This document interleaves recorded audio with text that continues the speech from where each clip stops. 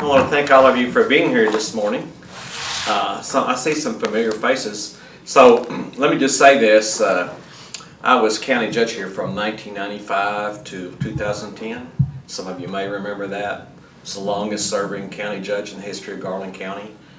Prior to that, I worked in the judge's office for nearly 15 years. So I had 31 years of doing that. Currently, in 2014, I was elected to the Hot Springs Board of Directors. And for 25 years, 18 years at National Park, and now 7 years at UALR, I've been an adjunct professor where I teach various government courses. I taught state and local government at the community college for 18 years, and then since going to UALR, I usually teach American National Government over on their Benton campus, and then I teach, taught Introduction to Public Administration, taught a state and local government class there, taught Arkansas politics and government. I'm going to talk about state government today, and I'm going to focus my remarks on the 7 state constitutional officers.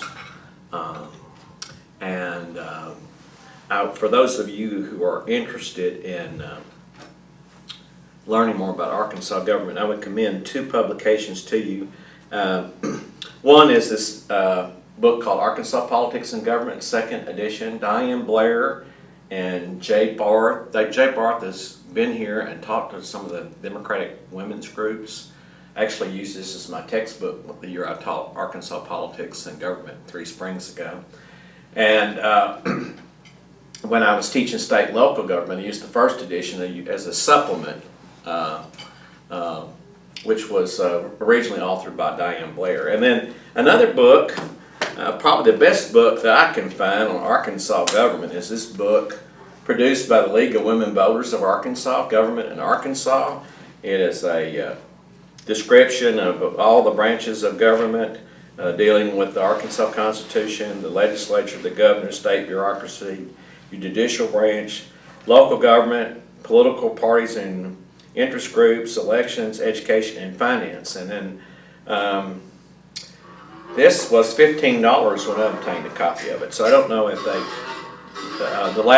this last edition was 2014, so I don't know if they've come out with another one since. But these are 2 excellent resources having to do with state government. I'm going to now sit down since I don't have a podium.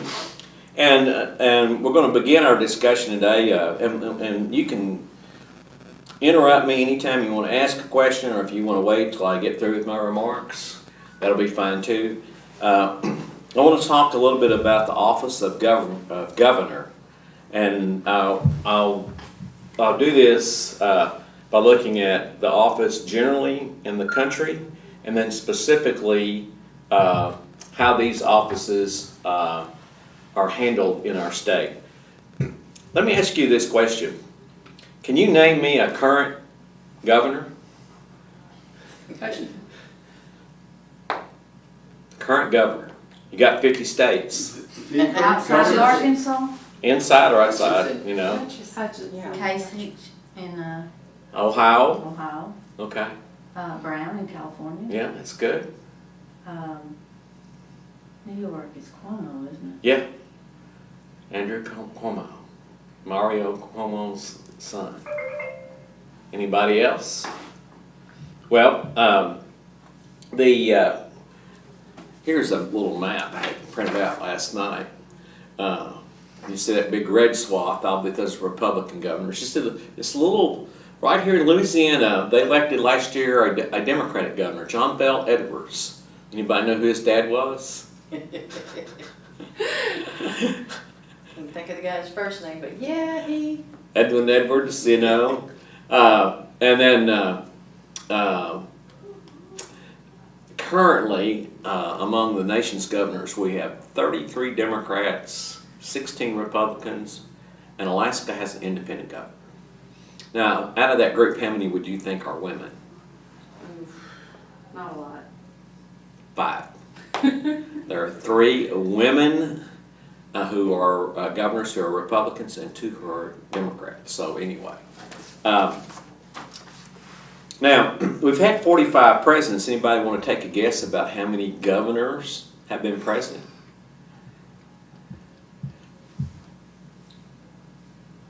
20? Close. 17. 17 of 45, which is about 40% of the people who've been president have served as a governor, which I think is excellent training, and I'll come back to that in a minute. Now, since 1976, can you name me some recent governors who became president? You know these. Carter.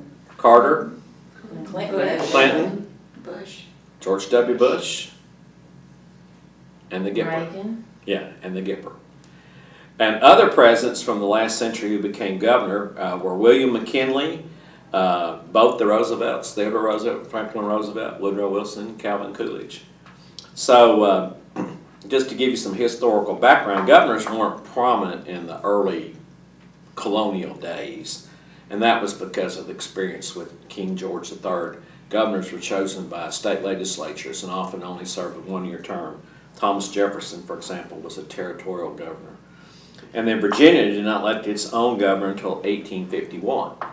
But during the Jacksonian era of democracy, which began with the election of President Andrew Jackson in 1828, the prestige of chief executive officers were enhanced because the Jacksonian period emphasized political and social equality and the belief that the common man should rule government instead of an aristocracy. And then popular election became then the preferred method for electing governors.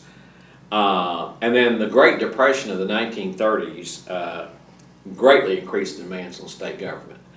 And the generally accepted view is that power should be maximized as much as possible as in one office, as the example that was set by Franklin Roosevelt. Literally, when he came into office, Congress said, tell us what you want, a bygone era. And then in the 1980s, when you had the retrenchment of the federal government involvement in state affairs during the Reagan years, governors began to have a more prominent role in policy-making areas such as education, economic development, and welfare. Okay. I wish I had a board here in this class. I started come by here yesterday, never managed to have time to, so I could write some things on the board. But if you look at the roles of governor, there are four distinct roles the governor has. One is the governor is the chief legislator. Two, the governor is chief of state. Three, the governor is commander-in-chief. And four, the governor serves as chief administrator.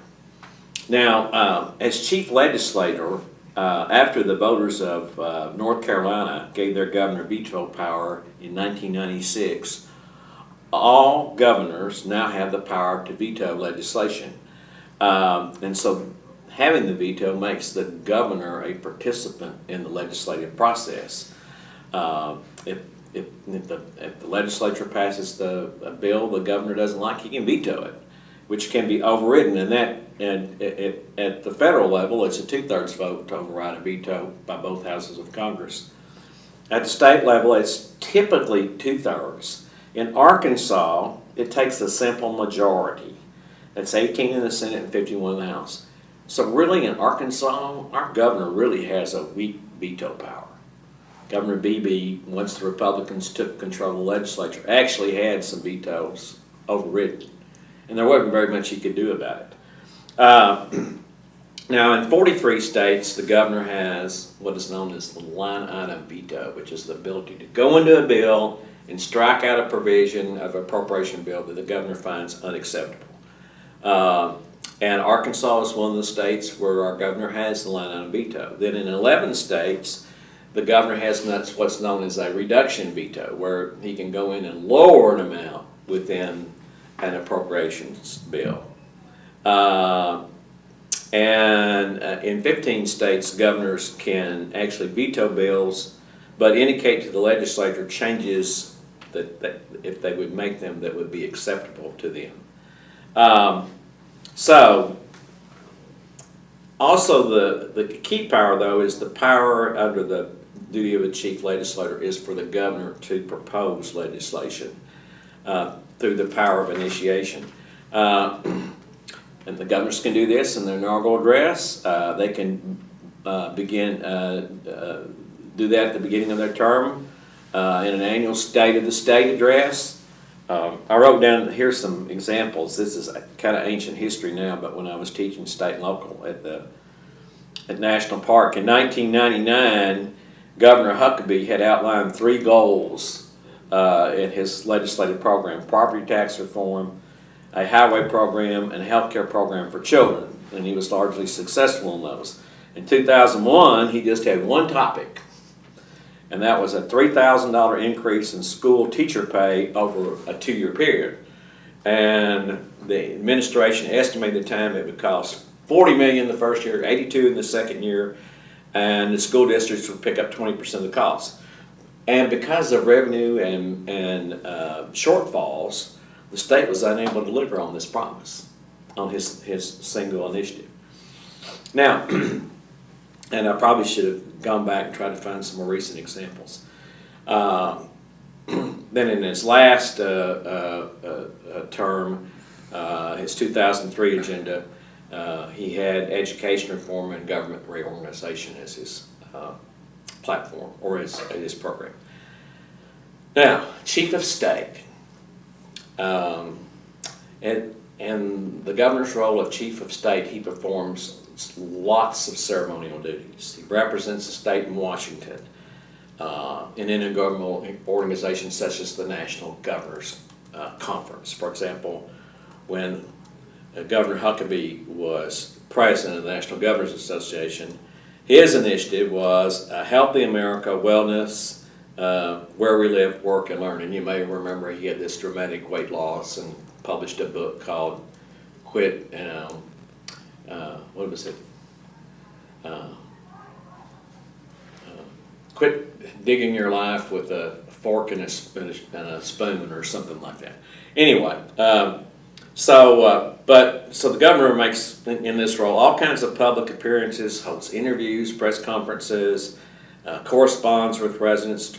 He tries to build support for his or herself and their programs, takes parts in activities such as planting trees on Arbor Day, attends football games, funerals, ribbon cuttings, makes proclamations. These are very time-consuming matters. Now, I did a lot of that even when I was county judge. That was not mentioned as one of my constitutional duties, but nevertheless, all of these Chief of State attending all these activities, issuing these proclamations, would be important to that whatever group would be in the governor's conference room with him, you know.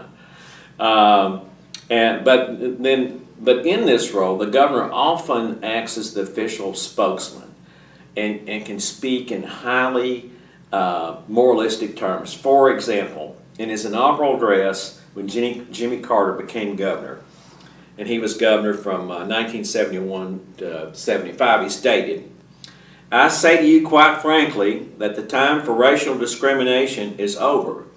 And then Governor Carter went on to appoint African Americans to important positions in state government and to place a portrait of Martin Luther King in the Capitol there at Atlanta. Now, you have to contrast with that with his predecessor. Y'all remember who his predecessor was? A guy named Lester Maddox? Oh, yeah.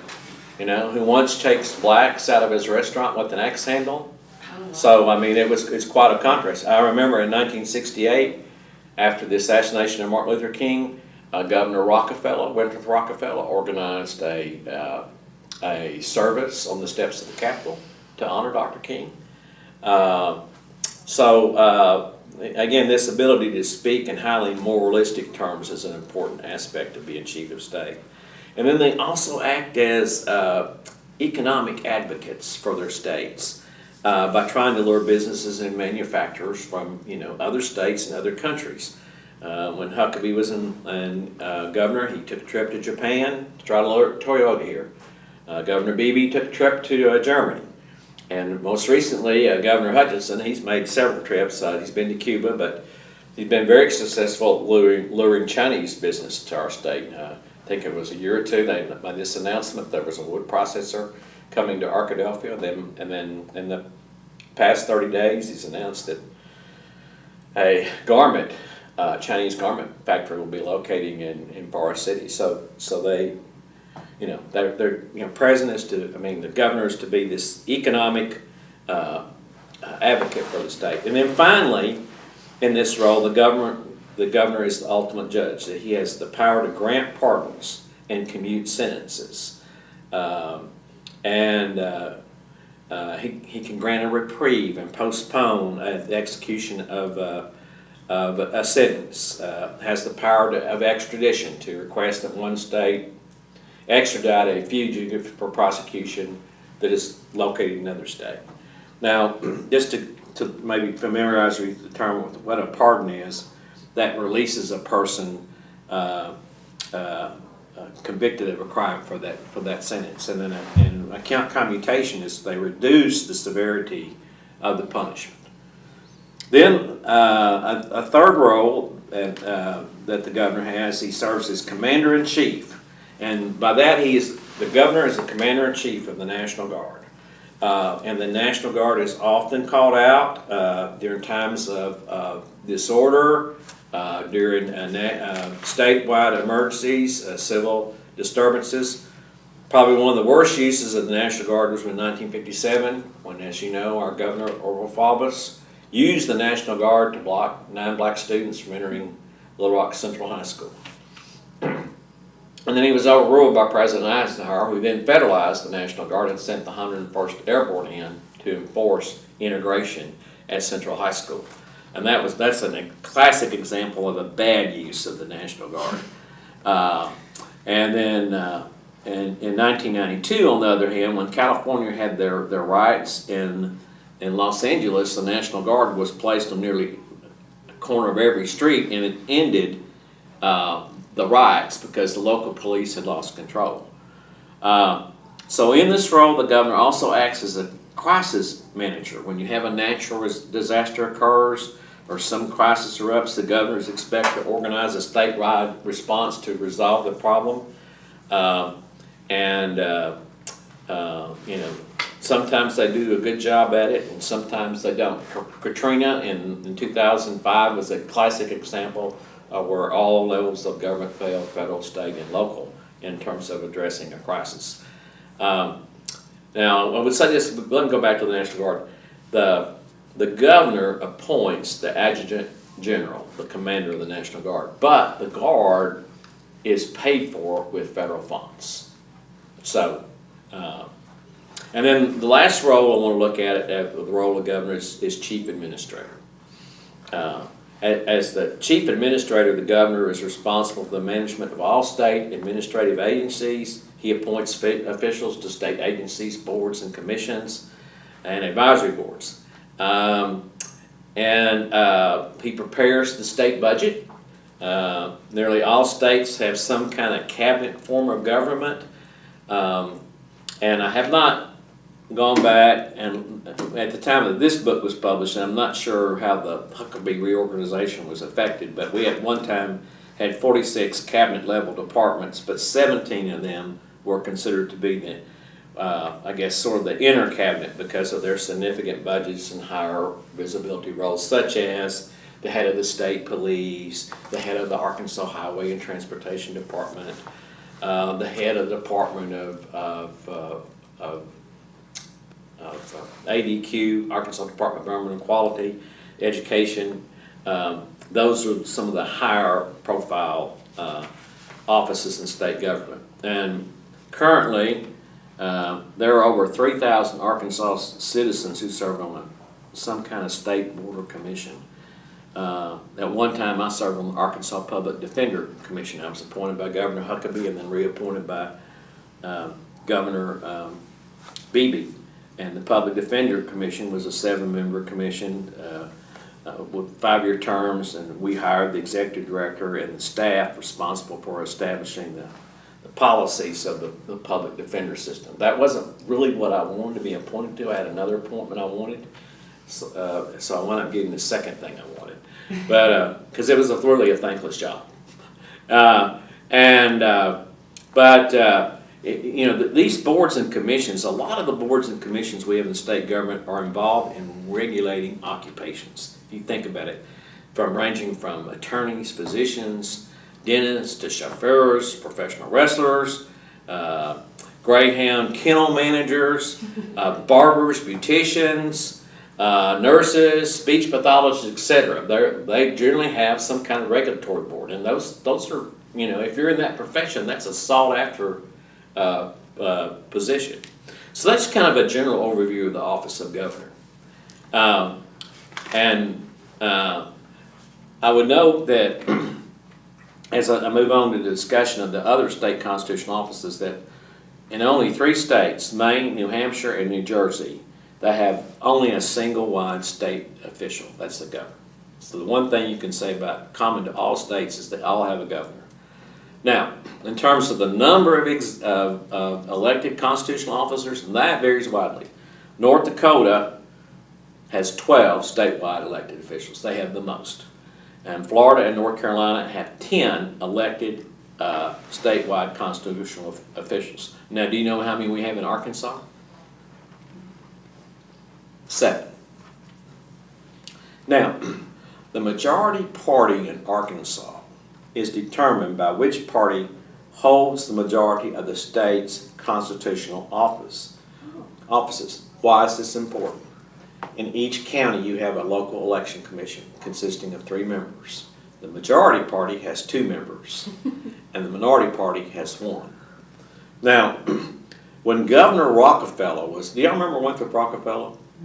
Okay. The first campaign I ever worked in for was his '64 campaign against Faubus, you know.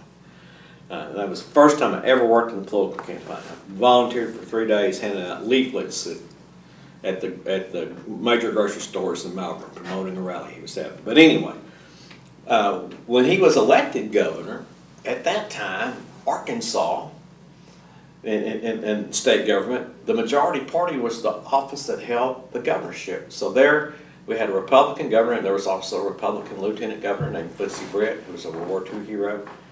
And they had enough seats in the legislature that they could have met in a phone booth, and so but all of a sudden the Republicans were the majority party. So the Democrats who dominated the legislature at that time changed that to it would be who held the majority of constitutional offices. And I know it must have taken effect in '67, shortly after he became governor, because in the '68 elections, 1968 elections, largely financed by Rockefeller himself, the Republicans ran a full slate of candidates for each statewide constitutional office, and only Governor Rockefeller and Footsy Brett were reelected. So, and as recently as 2014, when I was teaching Arkansas politics and government, the Democratic Party was still the majority party in Arkansas because the Democrats controlled 4 of the 7 constitutional offices. But in the 2014 election, we know what happened. Republicans swept all of them. Some people were up for re-election, some were open seats, but they control all 7 constitutional offices. All right, we're going to look now at I want to talk about the office of Lieutenant Governor. Interestingly, when I'm talking to my students, and some of you made me think this, well, obviously the second highest would think that when I say, who's the second ranking official in state government? Oh, Lieutenant Governor.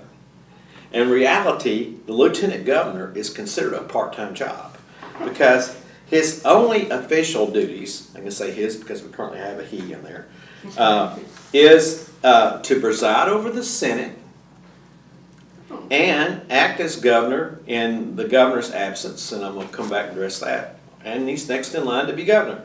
Those are the lieutenant governor's official duties.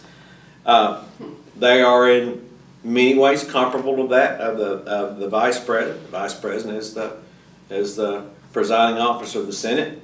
Rarely presides over the Senate unless there may be a tie vote, in which case he can cast a tie vote, as when Betsy DeVos was confirmed to be Secretary of Education. He was there to break the tie. Arkansas's lieutenant governor can also break a tie. And of course, the vice president is, first in line if something should happen to the president to become president. However, the vice president, for example, does not become president when the governor leaves the state. And then another important difference is that the national model is the vice president and the president run together as a team. In Arkansas and a number of states, the lieutenant governor and the governor do not run as a team. All right, and that creates problems. And until the last general election, the lieutenant governor became governor anytime the governor left the state. And there were a lot of examples of mischief that occurred during that time. For example, when Clinton became president and Jim Guy Tucker was elevated to governorship, the lieutenant governor's office was vacant, and so the president pro tem of the Senate became the governor when he left state.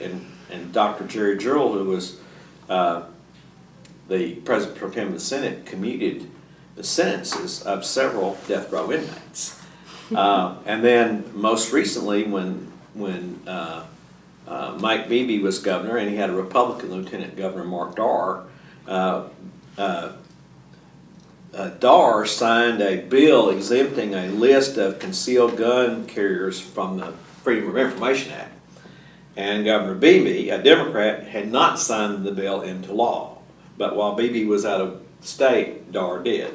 So in 2016, you may recall, and you may have voted for this, I voted for it, Arkansas voters approved Issue 2, which allowed the governor to retain powers and duties while absent from the state. And of course, you have to think about it. In modern times with cell phones and instant communication, the governor's really not out of contact with the state.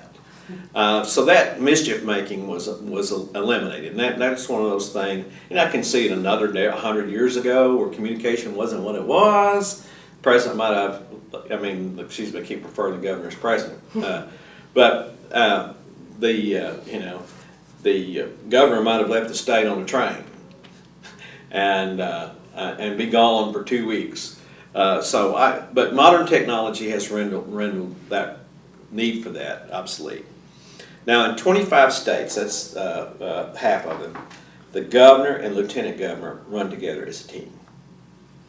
Arkansas is one of 18 states where the governor and lieutenant governor are elected separately. And 3 states, they have no lieutenant governor. The Secretary of State is next in line to succeed to the governor. In 4 states, it's the presiding officer of the state Senate who would hold that duty. The problem with the way that we elect our governor and lieutenant governor, and this is true in other states that do this too, is that sometimes, in addition to being from opposite parties, you could have an ambitious lieutenant governor trying to figure out ways to upstage the governor. And so, and in recent times, we've had examples of where Frank White upset Bill Clinton. Well, Winston Bryant was the lieutenant governor, a Democrat. We had Jim Guy Tucker as a Democrat with a Republican lieutenant governor, Mike Huckabee. I remember in 1995 when Tucker was promoting a state highway bond program. This stuff is, I know, recent to me when I say in the last 20 years. I was county judge then, but a lot of people say, that didn't happen. I don't remember that. But Lieutenant Governor Huckabee was actually opposing his highway bond program. And then most recently, we had the situation where Mark Darr, we had Governor Beebe, although it was a Republican year, swept all 75 counties in 2010. And he was stuck with this non-entity that nobody had ever heard of, Mark Darr, who, you may recall, defeated Shane Broadway. And he didn't last very long. You may recall that he resigned the office of Lieutenant Governor after he had paid $11,000 in fines for ethics violations. He also had some questionable state expenditures. But before Governor Beebe, 2 of our previous governors had been lieutenant governors, Mike Huckabee, Jim Guy Tucker and Mike Huckabee. just a little bit of history. The first lieutenant governor in Arkansas to become governor was a guy named Harvey Parnell. Anybody ever heard of him? Okay. He served from 1928 to 1933, and he succeeded to the governor's office after John Martineau had resigned to accept a federal judgeship, and then he was subsequently elected to two two-year terms, back when we had two-year terms for our constitutional offices. Another interesting thing about the office of lieutenant governor, if there's a vacancy in another constitutional offices, such, well, I'll hold it, but if there's a vacancy in the other 5 state constitutional offices, the governor fills that, and then that person is eligible to run. But in the office of lieutenant governor, that office can only be filled in a special election. You may recall in 1993, once again, when Jim Guy Tucker was elevated to become governor, that there was no lieutenant governor. And so there was a special election, and the person that won that special election to become governor was Mike Huckabee. They had a Democratic primary, a Democratic runoff. He didn't have a primary opponent or runoff, and then he won the general special election and became lieutenant governor. So that's the only way that office could be filled. Interesting enough, after Dar resigned, we were without a lieutenant governor for about a year. And they decided not to fill the office. That says something about the office, because it was estimated it was going to cost about $1 million to hold a special election to do that. And interesting enough, when I taught Arkansas politics and government in 2014, since we had a vacant, since there had been controversy over the lieutenant governor's office, I was able to have all 4 of the 3 Republicans that ran and John Barkholder, who was the Democrat nominee, speak to my classes. And one of the candidates, Andy Mayberry, who was a state representative at the time and now is the state representative again, ran on the platform that if he was elected, he was going to try to abolish the lieutenant governor's office. Okay, that brings us to the other 5 offices. And I think I have an hour, and I'll just settle along here. The Secretary of State, who, by the way, who is the current Lieutenant Governor of Arkansas? Tim Griffith. Tim Griffith, a Republican. Okay. Secretary of State. The Secretary of State office exists in all 50 states except Hawaii. And it is an elective office in 36 states. And I'm going to skip to the bottom of those because primarily the office's focus is on the important record-keeping and clerical activities of the state. So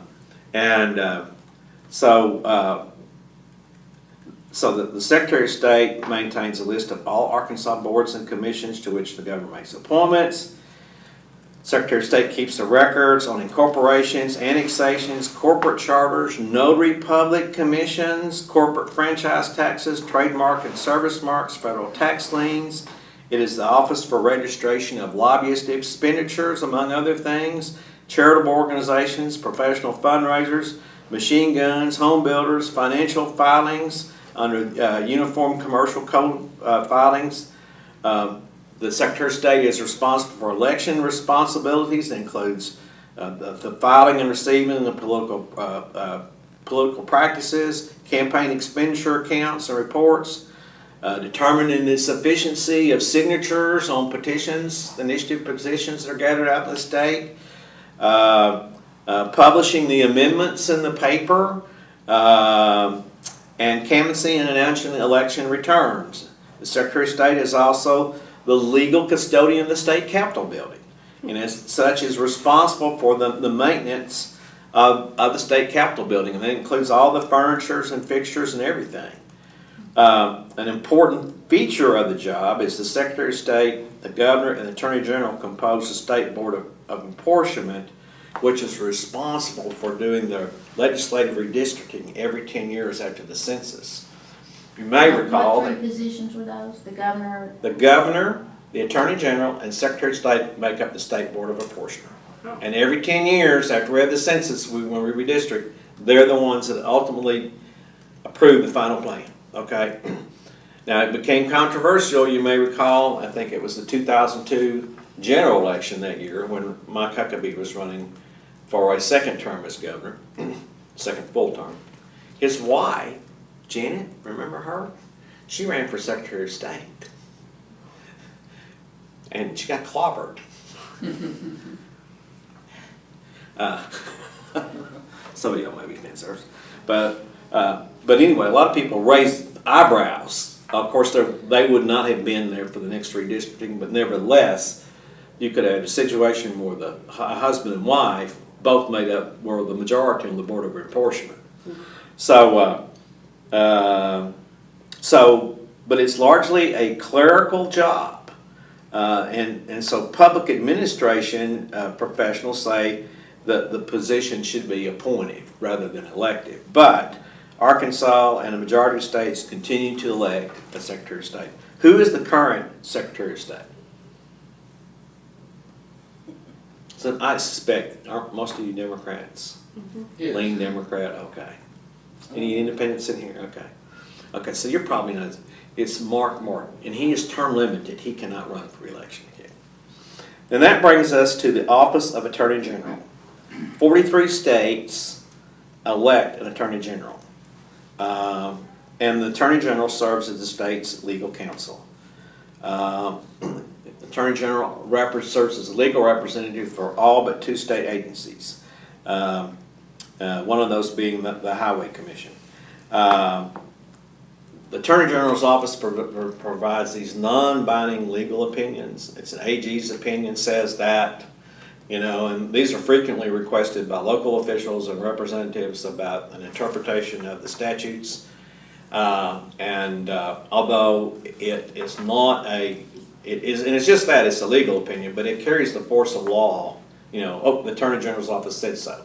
Now, the Attorney General does not actually prepare those opinions. It's usually prepared by a staff attorney who focuses in that specialization of state and local law, as it applies to local governments and does that. And as I've already mentioned, the Attorney General is on the State Board of Apportionment.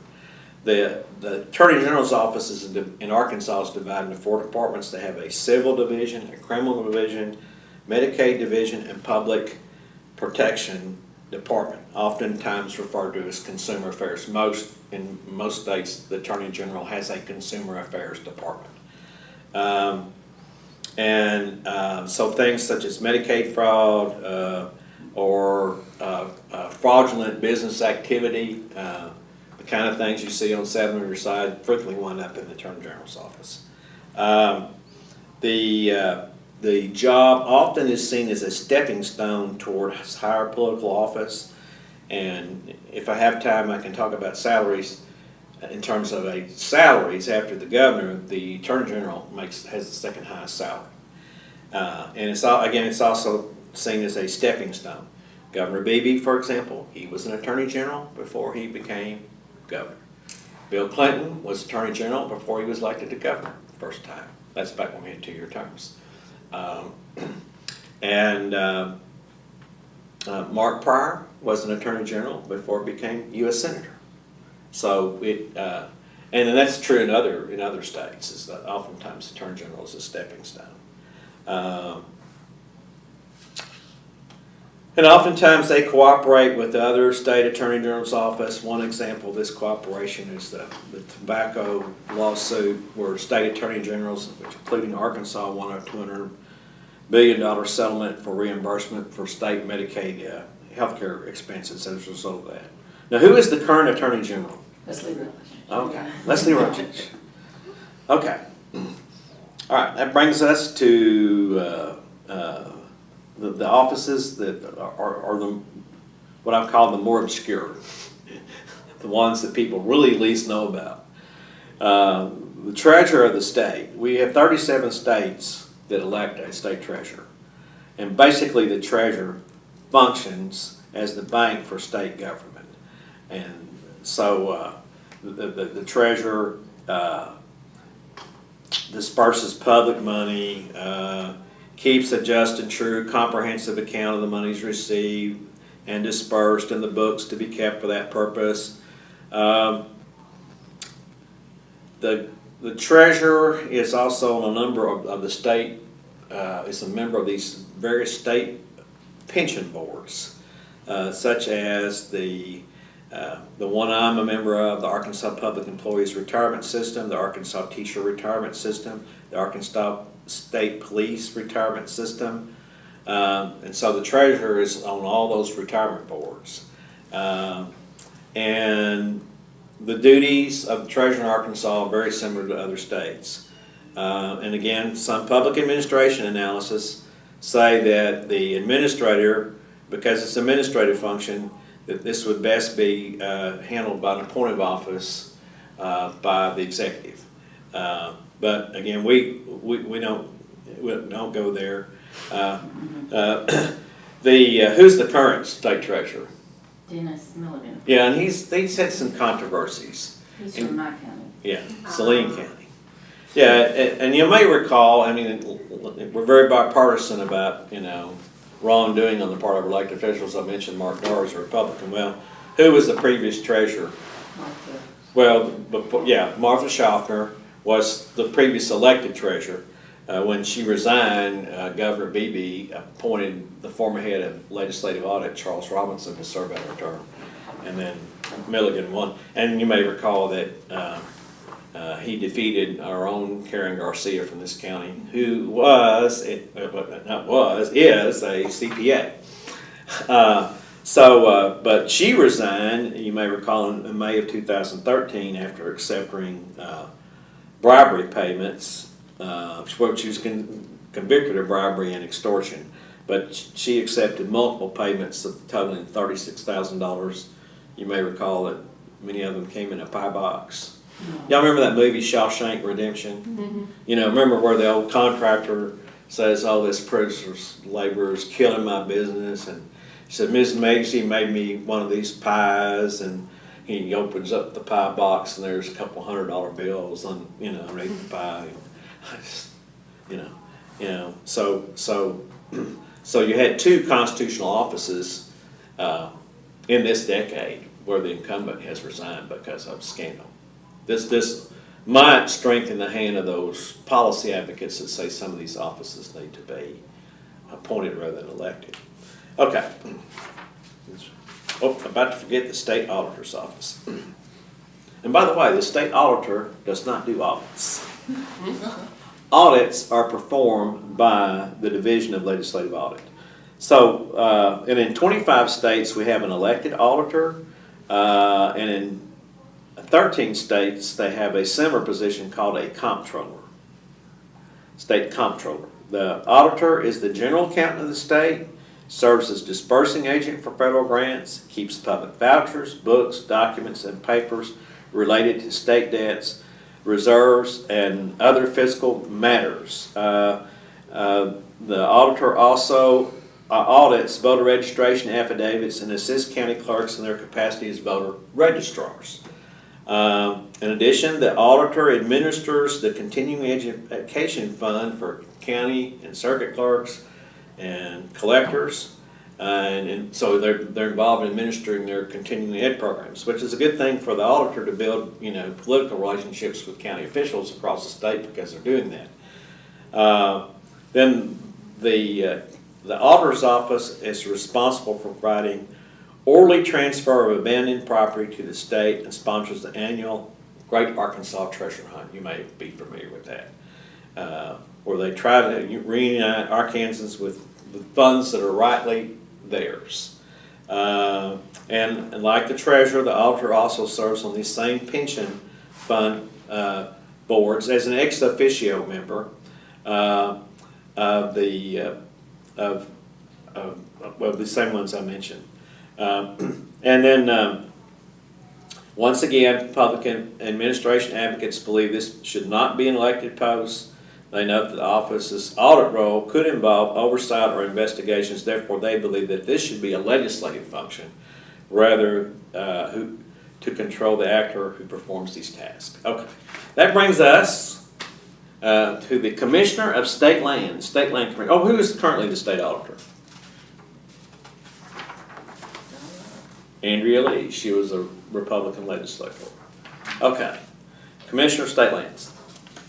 I probably know more about this office than any office in the state government, other than the governor and lieutenant governor. And there's not that much to know about the lieutenant governor's office, as I've already noted. But this is where Arkansas diverges from probably other states. It's not it's not a typical constitutional office. Only 5 states have an elected state land commissioner, or one of them. And the primary responsibility of the state land commissioner is to return forfeited lands from the state of Arkansas for non-payment of your real estate taxes.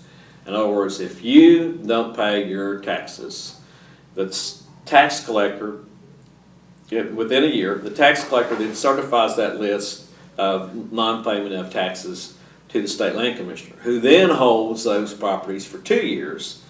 And if the property is unclaimed, then they sell this property at public auction. And they have these public auctions in the various counties, and the proceeds from those sales then go back to the counties from where the taxes originally should have been collected. So the land commissioner interfaces with all 75 counties. And the state land commissioner also can donate tax delinquent properties to various public entities such as cities, towns, colleges, and universities when he deems that to be in best interest of the state, when they don't, once they've gone to 3 years and have paid their taxes. I remember when I was county judge, right across the street from the courthouse, there was an old abandoned garage building that this, I would call him this slum landlord. Anyway, I had filled out the form from the state land commissioner's office to obtain this property in the event that he didn't redeem it. Well, he redeemed it on the last day, as I knew he would.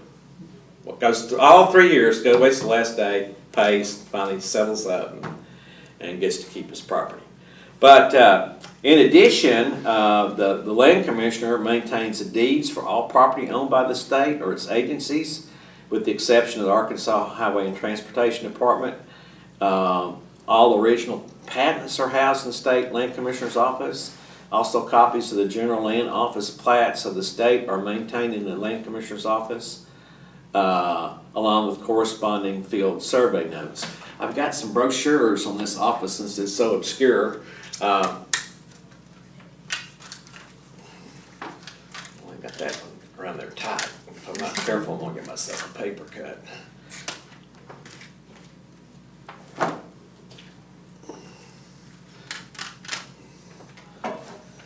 This is kind of on the history. Just take one of those and pass those around. And then this describes the process of redeeming delinquent property.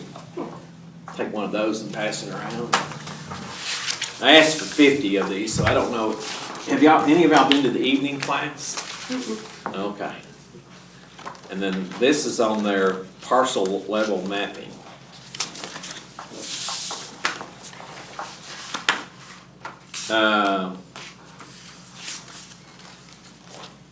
This office is this is kind of a general summary from this Council of State Governments, which is noted from this book put out by League of Women Voters. It says, overall, Arkansas's constitutional officers mirror the broader national pattern.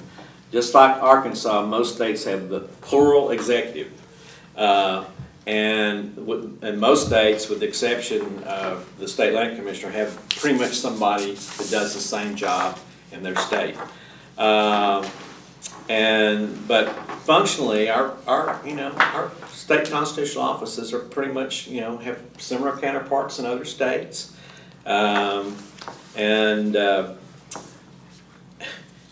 despite the need maybe to change some of these. Arkansans seem to support keeping these offices as elected positions because no serious effort has been made to change their status. I'm going to tell you 2 stories about the state land commissioner's office. In 1980, when I was I was working for a county judge named Bill McEwen. Anybody ever heard of him? And he won the state land commissioner's nomination. The Democratic primary had no Republican opponent. And so he was the state land commissioner-elect, and the voters had endorsed this new constitution that was going to be voted on in the election that November, which, among other things, called for the elimination of the state land commissioner's office as elected office. So he was, I remember at a judges meeting I attended with him, the only one he ever took me to, he was just saying, oh, we need to vote against the state constitution, da-da-da-da, all these reasons. There were a lot of reasons to vote against it, you know. And but his reason was very altruistic. He was before even he was going to lose the job he'd just been elected to. The other thing is, when I first started out in government, I was a Republican, and I later switched and became a Democrat in 1982. But I remember at the time I was trying to decide what I was going to do, and because the judge I had supported that year had lost, and I just couldn't see myself working for the new judge. And he said, well, if you want to come to work in the state land commissioner's office, you can, but you will have to become a Democrat. I've actually thought about running for state land commissioner. That's 101 long shot right now. Most likely I'll run for re-election or just not run for next time. But I've often thought, I was on the state land commissioner's advisory committee under Charlie Daniels. I know about the land commissioner's office. I had a nephew that worked there at one time. Let me just mention one other thing about salaries.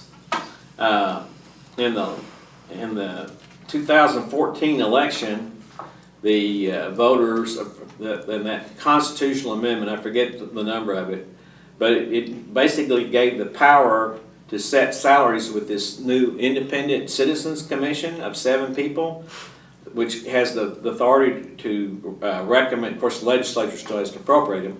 But to pay raises for state officials, previously those had been set by constitutional amendment, and with legislators able to give cost of living raises. Well, now these are the salaries what the commission recommended, what your state constitutional officers are now making. They raised the salary of the governor up from $87,759 in Arkansas, I think was last or dead near the last, now to $141,000. Attorney General from $73,133 to $130,000. Secretary of State from $54,848 up to $90,000. And the Treasurer, Auditor, and Land Commissioner up from $54,848 to $85,000. Previously, all 4 were the same, so I guess they decided the Secretary of State has a little more responsibility than the Treasurer, Auditor, and Land Commissioner. And as I mentioned, in the Lieutenant Governor's office, they did not change that since it's considered part-time. It's a pretty good part-time salary, though, $42,315. So, but those are the salaries currently paid your state constitutional officers. Okay, if I was teaching class, and I just finished a 55-minute class. So now, do y'all have any questions? Because I wanted to cover all of this, yes. Okay, these guys are women who resigned because of their shenanigans, unlawful shenanigans. Are they, what's the correct word? I don't want to say punished, but are they prosecuted in any way? Martha got a jail sentence. Now, I don't know if she's serving it or if it's still under appeal. I don't know. But she was convicted. Dar just resigned for ethics violations, But, she committed criminal offenses, Okay. And Right. I'm kind of sad about it because I knew her. I contributed to some of her campaigns. She's an okay lady, right? Well, Okay person. up until that point in time, Yeah. it's kind of like, she said at the time that she was flat broke. I mean, these previous salaries, if you start to think about it, $54,000, well, that's more than the average Arkansan make. But if you're commuting back and forth, Yeah. you have to run for the job after all, and raise money statewide. But these salaries that they're now being paid should, somebody can't say, well, it's never excuse to steal, to say, well, if I was paid more, I would have to do this, you know, but that's no excuse. You know, you knew what the job paid for when you ran for it.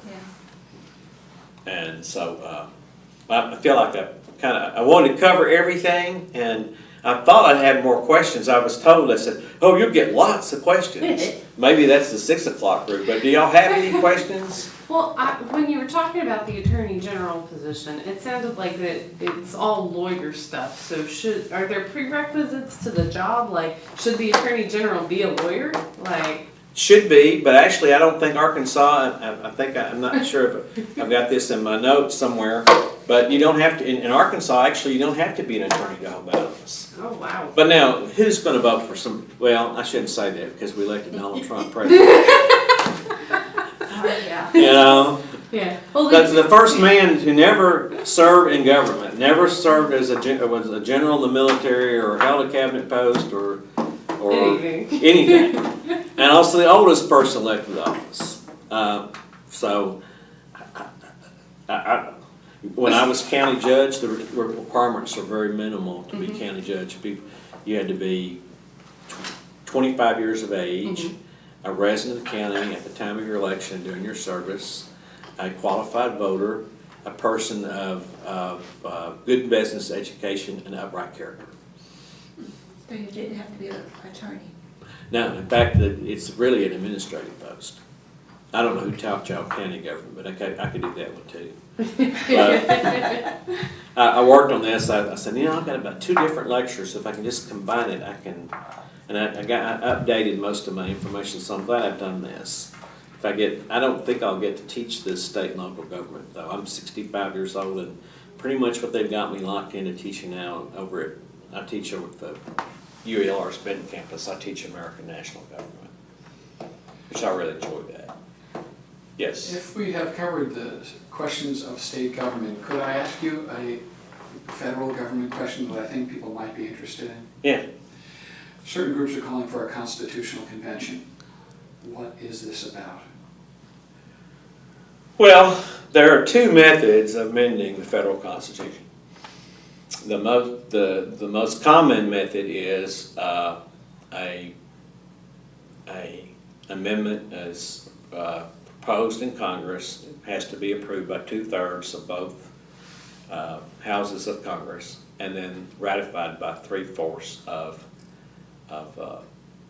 state legislatures. The other method is a constitutional amendment proposed by state convention, and then ratified by the same majorities by state ratified conventions. And now, and a caveat to that, in the only time that this has been done was the 21st Amendment, which repealed prohibition, which was the 18th Amendment. And in that case, Congress actually ratified the amendment, but then instead of referring it to state legislatures, referred it to state ratifying conventions. Because they feared, in the legislature, the prohibition forces have been such a powerful lobby. And that's how that was amended. But actually, you could have an amendment proposed not by Congress, but by national, a called convention, and the fear of that is that it could become runaway, and they could change the whole Constitution.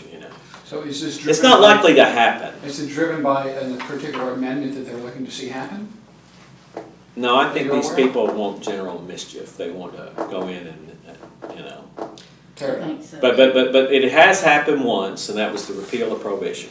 They had state ratifying, people elected delegates to these state ratifying conventions, and they voted to. Well, this is how it happens, but I know that it must be purpose-driven. Did you have any insight on that? Well, I had I had talked to the Wolfpack, who were, I don't know if they were at all successful, but they wanted one of these conventions, and one of the things that they wanted to make sure is it couldn't run away. And so, like, something in the way that it was set up said that they could only Deal with a sit specific topic. still with- But there was yeah, this with the one topic topic.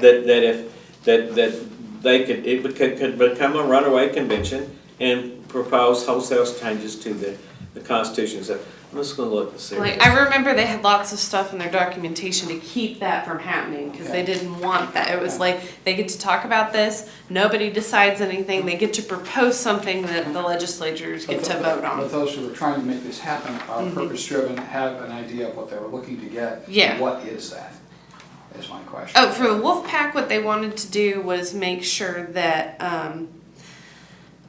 get big money out of elections so that there was a cap of how much could be given to people running. And you for can different see why positions. Congress might not want to propose an amendment like that. Right, and they knew that they couldn't get through the conventional way because, Congress makes lots of money off of it, so they said, let's go the backdoor route, where it's at least gonna get. I can't even point, again, I have to go back to the 21st Amendment, as I recall, actually Congress proposed it.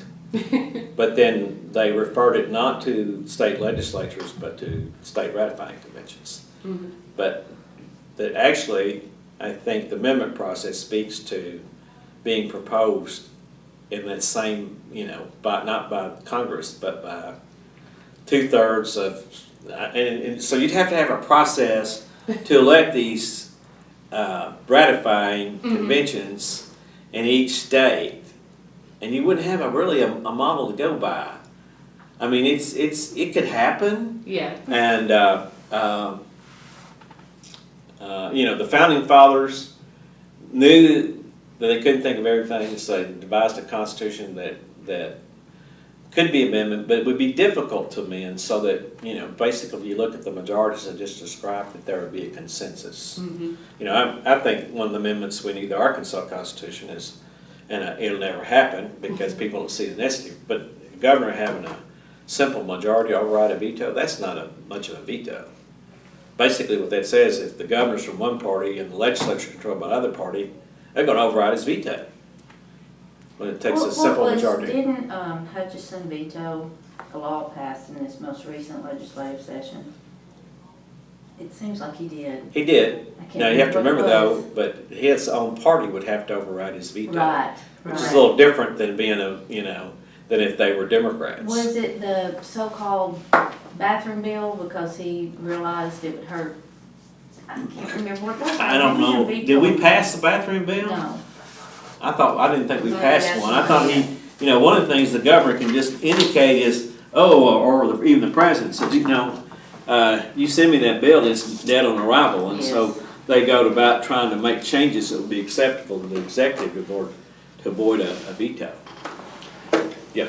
And this one can be a simple yes or no answer, I don't want to hold people. Is it true that corporate lawyers, say Entergy lawyers or Exxon lawyers, or ALEC, American Legislative Exchange Council, actually craft bills, write the bills themselves and then bring them to caucuses of legislators who fill in their name and state on this, rubber stamp and pass it through? Because it seems that there are going to be penalty taxes for home solar panel owners for high mileage cars now. There are, I can't specifically point, but I know that this happens where oftentimes a legislator has a bill that has been drafted by an interest. And Actually written by the company. yeah, I'm not going to necessarily say the ones you just mentioned, Right. but that some interest has prepared a bill.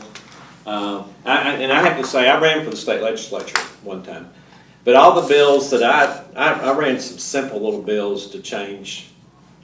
There were really I remember one of the bills that we got passed was during Beebe's first term, and said we were not going to raise any more tax. There were no tax increases in this package. It was all reductions, or actually, look at it. They did raise the severance tax, which took a 3/4 vote.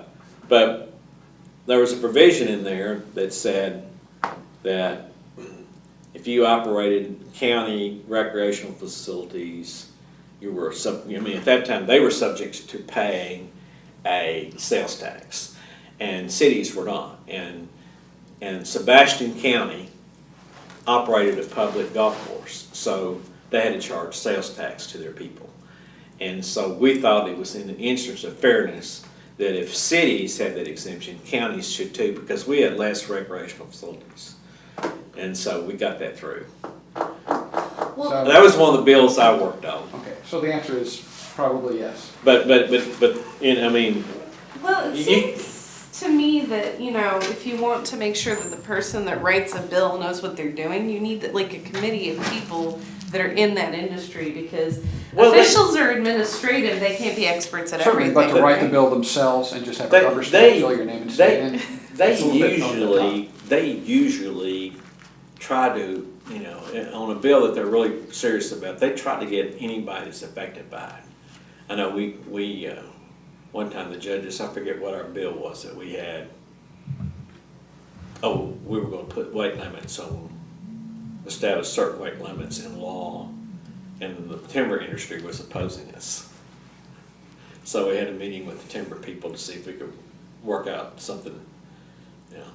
It's starting to fade a little bit on me, but I remember, you know, who's gonna oppose us on this bill? And, Well, consulting is one thing, and then offering a wholesale bill is another thing. I'm gonna have, speaking of boards and commissions, I am on the local, every judicial district has a criminal detention facilities review committee. And today is our annual inspection of the Garland County Detention Facility, so I told the director, I said, I have to, speak to this class. Well, you just, when you get through, you call me wherever you are, we'll tell you, they're probably still at the adult jail. But I'm doing that in between my classes today, Yay. inspecting jails. well, thank you. Thank you. I Very much, am, sir. Yes. Oh, what? I am the second vice chair of the Democratic Party in Saline